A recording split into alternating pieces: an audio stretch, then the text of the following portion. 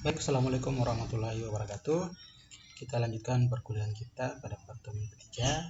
Kali ini kita akan bahas tentang bagaimana konsep bimbingan konseling yang dilakukan di sekolah. Ya. Nah, nanti kita akan ada beberapa diskusi ya. Nah, apa sih bimbingan itu ya? Jadi ini sudah dijelaskan di pertemuan sebelumnya bahwa bimbingan adalah pemberian bantuan ya, kepada orang lain atau individu atau kelompok ya, dengan menggunakan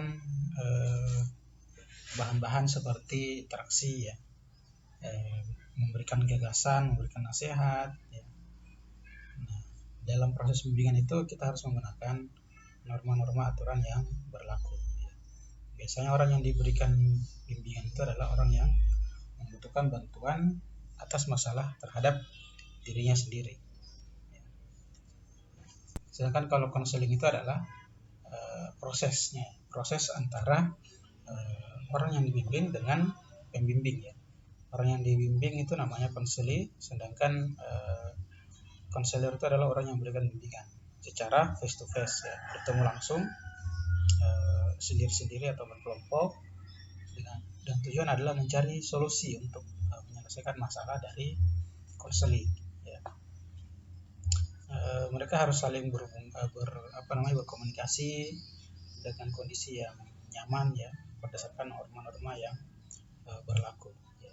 Jadi tidak ada yang saling marah-marah di sini ya. Nah, pada umumnya BK atau bimbingan konseling itu memiliki tujuan yaitu untuk membuat siswa kita itu mencapai perkembangan yang optimal ya, supaya dia ketika belajar di sekolah itu hasilnya bisa maksimal. Kemudian siswa juga bisa menjadi merasa bahwa dirinya itu bisa bermanfaat bagi kehidupan. Karena mungkin kita bisa lihat ya, ada banyak orang ya yang tidak mengetahui tujuan hidupnya, tidak punya tujuan ya, tidak punya ambisi ya. Maka itulah pentingnya BK ya. Tidak tahu arah hidupnya mau kemana. Biasanya yang seperti ini adalah yang punya banyak masalah ya. Nah, kemudian membuat individu menjadi mandiri ya. Jadi dengan diberikan bantuan bimbingan, maka setiap siswa itu akan bisa mengenali dirinya sendiri, bisa memahami lingkungan tempatnya dia belajar, sekolah ya. Kemudian dia bisa menerima kondisinya dan mengembangkan dirinya sesuai dengan potensi yang dimilikinya. Nah, terkadang siswa itu tidak paham tentang hal itu, makanya perlu diberikan bimbingan dari pihak sekolah. Sedangkan secara khusus bimbingan itu adalah untuk memberikan solusi atas permasalahan dari setiap individu. Nah, setiap orang itu kan punya masalah yang berbeda-beda. Tidak ada yang sama masalahnya. Bahkan saudara kembar sekalipun, masalah yang dihadapi itu pasti berbeda. Makanya seorang konselor itu harus punya banyak pengetahuan dan punya banyak macam cara untuk berbagai macam kondisi permasalahan yang dihadapi oleh siswa. Nah, sedangkan unsur-unsur yang terlibat dalam program bimbingan konseling yaitu kalau di tingkat SD ya ada guru mata pelajaran, misalkan guru agama, guru olahraga ya. Kemudian ada wali kelas, sidang kelas, dan kepsek ya. Berhubung karena di SD itu jumlah strukturnya itu sedikit ya. Sedangkan kalau di tingkat menengah, SMP, menengah atas, menengah pertama itu biasanya ada khusus guru BK ya yang menangani tentang bimbingan konseling. Kemudian ada guru mata pelajaran ya, wali kelas, wakasek juga ada, kepsek ya. Jadi strukturnya lebih banyak kalau di tingkat menengah. Nah, kapan sih pelaksanaan bimbingan konseling itu dilakukan? Ya, bisa di dalam kelas ketika seorang guru itu sedang mengajar. Jadi sebelum mengajar biasanya kita sering mendengar guru ceramah ya, guru memberikan nasihat. Sebenarnya itu adalah proses BK, bimbingan konseling ya. Kemudian di luar jam belajar sekolah, kalau misalkan istirahat biasanya ada siswa yang dipanggil ke BK. Nah, itu adalah proses BK.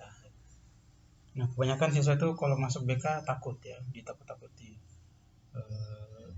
Padahal tidak selalu ya, justru masuk ke BK itu adalah diberikan solusi.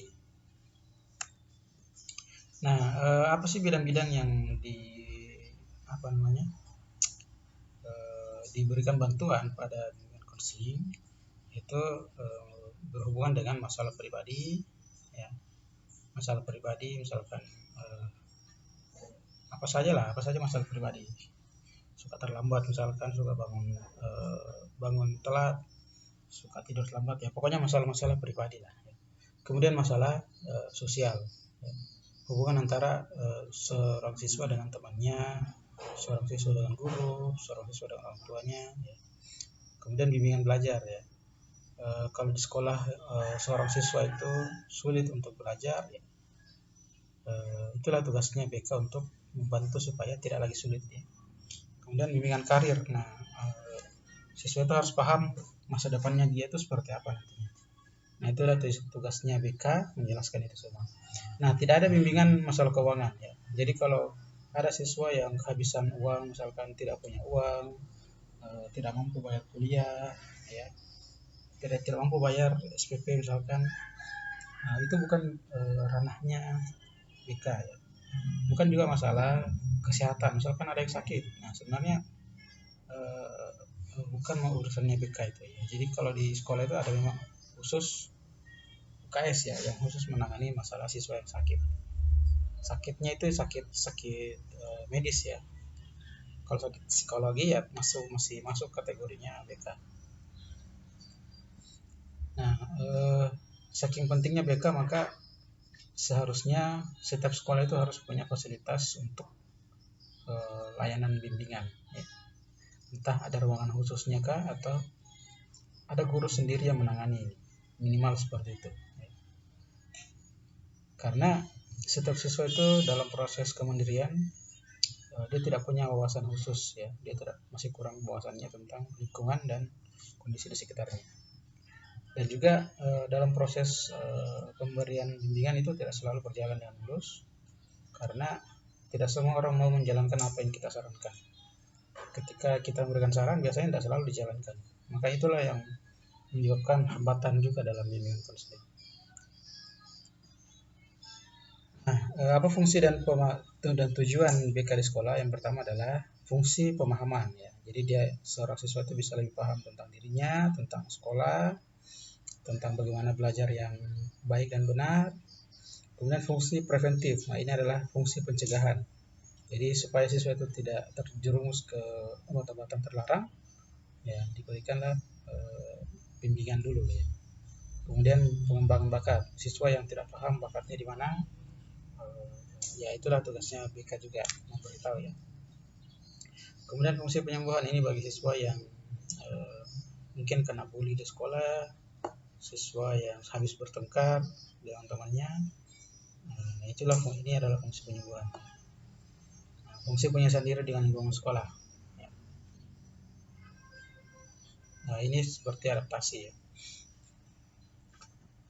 Nah, penanganan siswa bermasalah di sekolah, ya.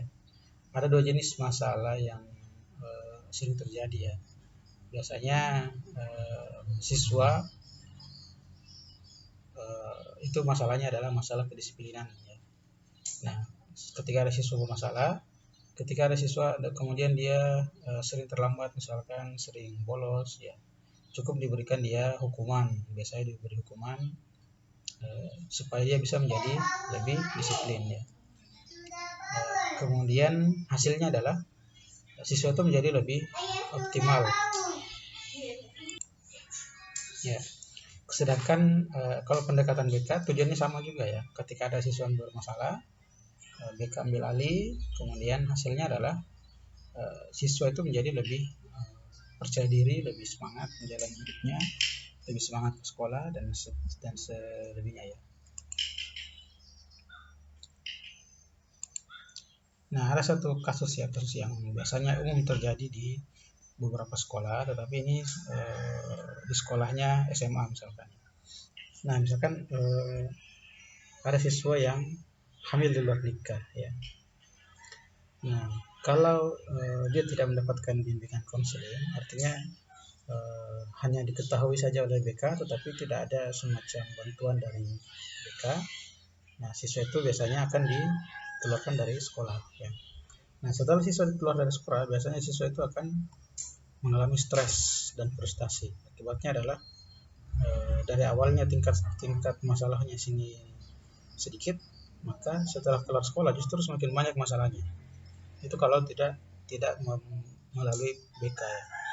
Nah, sedangkan kalau dia melalui BK ya, dengan kasus yang sama, setelah mendapatkan layanan di BK ya, siswa itu harusnya dia akan mendapatkan perasaannya dan pemikiran yang positif ya. Walaupun setelah diberikan layanan dia tetap akan dikeluarkan dari sekolah ya, karena ketentuan umum di sekolah ketika ada masalah seperti ini biasanya akan dikeluarkan ya. Umumnya seperti itu. Tetapi bedanya adalah siswa itu jauh lebih berbahagia dan lebih nyaman dalam menghadapi hidupnya karena sudah diberikan bantuan dari BK. Nah, ini ada beberapa kasus umum yang sering sekali terjadi di sekolah. Sampai hari ini pasti masih sering terjadi ya. Ada kategorinya kasus ringan, sedang, dan berat ya. Kalau kasus ringan tuh ya seperti bolos, malas, susah belajar, berkelahi sama temannya, bertengkar, berpacaran, mencuri, misalkan curi-curi pulpen, mencuri benda-benda kecil lah ya.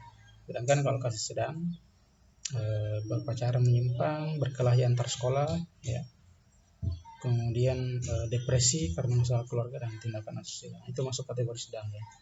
Nah, sedangkan kasus berat itu biasanya berhubungan dengan obatan terlarang, melakukan tindakan kriminalitas, ada yang hamil ya, umumnya ya sampai kehilangan orang lain, itu masuk dalam kategori pelanggaran berat ya di sekolah. Nah, siapa yang harus menangani ini? Siapa sih yang harus terlibat ya? Dan ketika ada masalah seperti itu di sekolah. Nah, kalau masalahnya ringan, ya biasanya hanya ditangani oleh semua guru bisa menangani atau wali kelas ya. Kalau sering bolos, biasanya hanya dipanggil oleh wali kelasnya saja. Begitupun kalau kedapatan bolos, paling hanya dihukum oleh guru-guru yang lain. Ya. Sedangkan kalau masalahnya sedang, nah itu baru berhubungan sama BK. Ya. Tetapi kalau kasusnya berat, ya. Nah, ini butuh penanganan khusus, tidak lagi sekolah. Biasanya sekolah akan melibatkan pihak kepolisian. Kalau misalkan bawa narkoba ya polisi dipanggil ya. Begitupun kalau depresi berat ya yang dipanggil adalah ahli psikologi ya. Dan seperti itu mekanismenya di sekolah. Nah, kita diskusi ya. Ada beberapa pertanyaan ya. Nah, nanti saya akan teruskan ini ke dalam grup ya. Nanti Anda diskusi seperti apa tanggapan Anda ya. Saya mau lihat Anda berpikir seperti apa, bagaimana cara Anda berpikir. Nah, ini ada 5 pertanyaan. Ya, nanti kita bahas ya. Oke. Demikian untuk hari ini. Saya akhiri dengan ucapan wassalamualaikum warahmatullahi wabarakatuh.